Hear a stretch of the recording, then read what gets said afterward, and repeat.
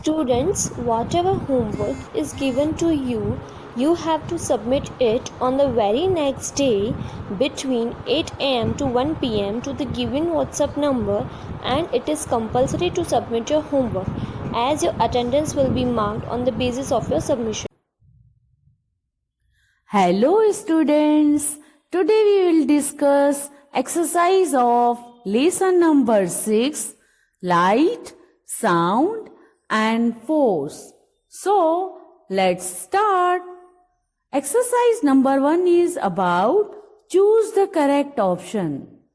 Number 1, which of the following you need to see things around you? बच्चों, चीजों को देखने के लिए आपको किसकी जरूरत पड़ती है, ये पूछा गया है. Options are A light, B heat, C sound, D force. Yes, चीजों को देखने के लिए हमें लाइट की जरूरत पड़ती है क्योंकि अंधेरे में तो हमें कुछ भी दिखाई नहीं देता. सो here option A is correct answer. So A light पे हम लोग टिक करेंगे. Number 2, which of the following is the main source of light on the earth? Means पृथ्वी पे लाइट का सबसे मेन सोर्स कौन सा है? Options are A stars, B moon, C sun, D clouds. Yes, sun. So C, sun is the correct answer. Number 3, which of the following does not allow light to pass through it? Means नीचे दिए गए options में से किसमें से light pass नहीं होती? A transparent, B translucent, C paper, D OPEC.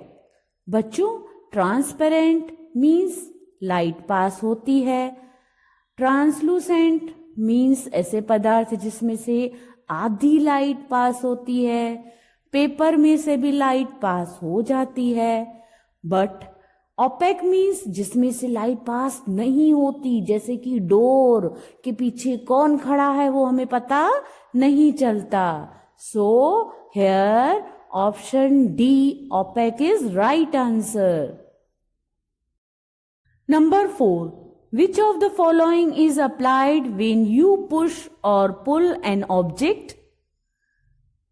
किसी भी चीज को खींचना या धक्का देना हो तो किसकी जरूरत पड़ती है?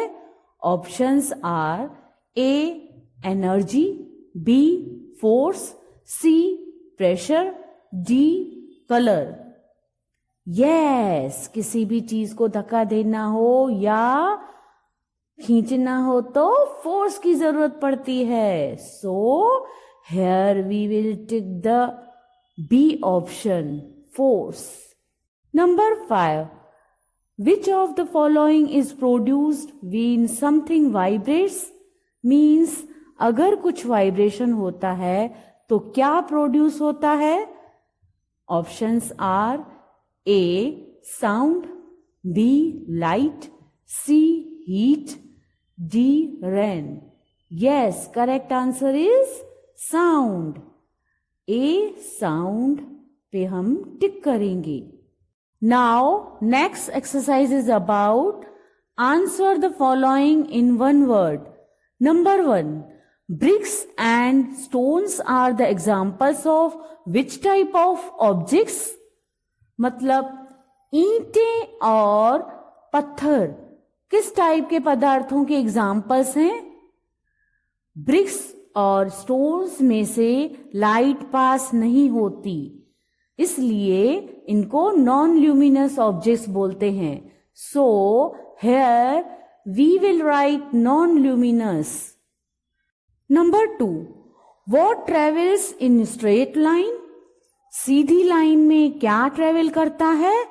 यस, हमने जब लेसन समझाया था तब हमने बताया था कि लाइट सीधी लाइन में ट्रेवल करती है. सो Answer is light. Number 3. What is formed when the path of light is blocked? Means जब भी लाइट के रास्ते में रुकावट आती है तब क्या बनता है? Yes, परछाई मतलब शैडो बनता है.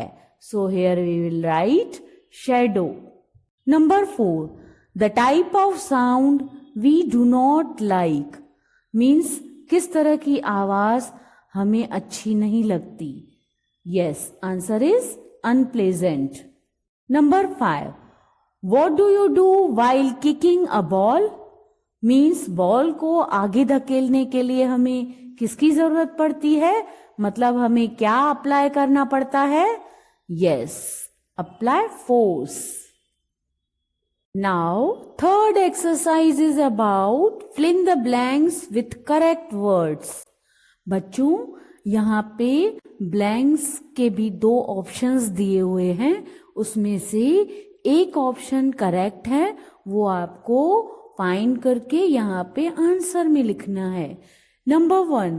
Bat, ball, pencils, books, tables etcetera are dash objects. यहाँ पे ल्यूमिनस एंड नॉन ल्यूमिनस मतलब 2 ऑप्शंस दिए हुए हैं. आपको एक ऑप्शन सही है जो वो यहाँ पे लिखना है. बच्चों, ल्यूमिनस मतलब जो ऑब्जेक्ट्स रोशनी देते हैं और नॉन ल्यूमिनस मतलब जो ऑब्जेक्ट्स रोशनी नहीं देते. Bat, ball, pencils, book, table, इनमें से तो हमें रोशनी नहीं मिलती. सो here answer is non luminous. Bat, ball, pencils, books, tables, etc. are non-luminous objects. Number 2. The dash of light travel in straight line. Means Sidhi line में क्या travel करती है? बच्चों, वेव्स मतलब लहरें. वेव्स तो वेवी होती हैं मतलब टेढ़ी मेढ़ी होती हैं. और रेज मतलब किरणें. रेज स्ट्रेट लाइन में ट्रेवल करते हैं. So here answer is rays. The rays of light travel in straight line. Number 3. Dash is produced by vibration. Means vibration की वजह से क्या पैदा होता है? Children, here 2 options are given. Light, oblique, sound. Vibration की वजह से लाइट प्रोड्यूस नहीं होती, उसकी वजह से साउंड प्रोड्यूस होता है. So here answer is sound. Sound is produced by vibration. Number 4. You apply force to dash the ball. Means आप बॉल को क्या करने के लिए फोर्स लगाते हो? यस, कैच करने के लिए हम फोर्स नहीं लगाते हैं, पर किक करने के लिए हमें बॉल को फोर्स लगाना होता है, तभी वो बॉल आगे जाएगी. You apply force to kick the ball. Number 5. Noise is the dash and unpleasant sound. Means noise मतलब शोर और unpleasant sound मतलब जो आवाज हमारे कानों को अच्छी नहीं लगे, वो होती है loud sound, जो हमारे कानों को अच्छी नहीं लगती. Here options are soft, oblique, loud. Answer is loud. Noise is the loud and unpleasant sound. Now, 4th exercise is about write short answers.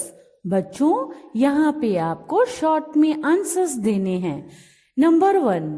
Give 2 examples of luminous objects. बच्चों, हमें रोशनी प्रदान करते हो ऐसे 2 पदार्थों के एग्जाम्पल्स देने हैं. इस आंसर में? Answer is candle and stars are the examples of luminous objects. Means मोमबत्ती और तारे ल्यूमिनस ऑब्जेक्ट्स के एग्जाम्पल्स हैं। बच्चों यहाँ पे आप सन भी लिख सकते हो क्योंकि सन भी हमें रोशनी देते हैं। Number 2, what are non-luminous objects? Means non luminous objects किसको बोलते हैं? Answer is the objects that do not emit light are called non-luminous objects. ऐसे पदार्थ जो रोशनी प्रदान नहीं करते हों उनको non-luminous objects बोलते हैं। Number 3, what are needed to produce a shadow? Means परछाई के लिए किसकी जरूरत पड़ती है? Answer is an opaque object and a path of light.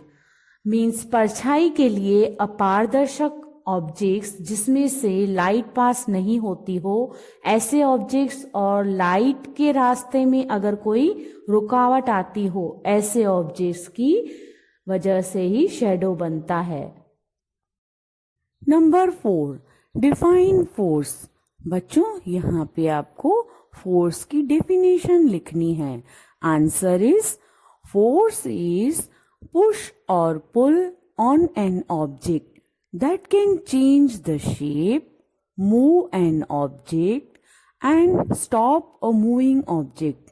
Means force की वजह से क्या होता है, किसी भी चीज को अगर धक्का देना या खींचना, उसकी वजह से अगर शेप चेंज हो या चीज मूव हो, मतलब एक जगह से दूसरी जगह पे जाए, या फिर चीज को स्टॉप किया जाए, इसी को ही फोर्स बोलते हैं।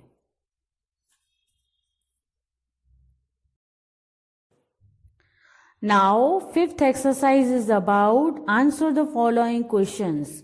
Number 1, how is shadow formed? Explain. मतलब परछाई कैसे बनती है उसके बारे में समझाना है। Answer is a shadow is formed when an opaque object blocks the path of light. जब ओपेक ऑब्जेक्ट लाइट के रास्ते में आता है तब परछाई बनती है।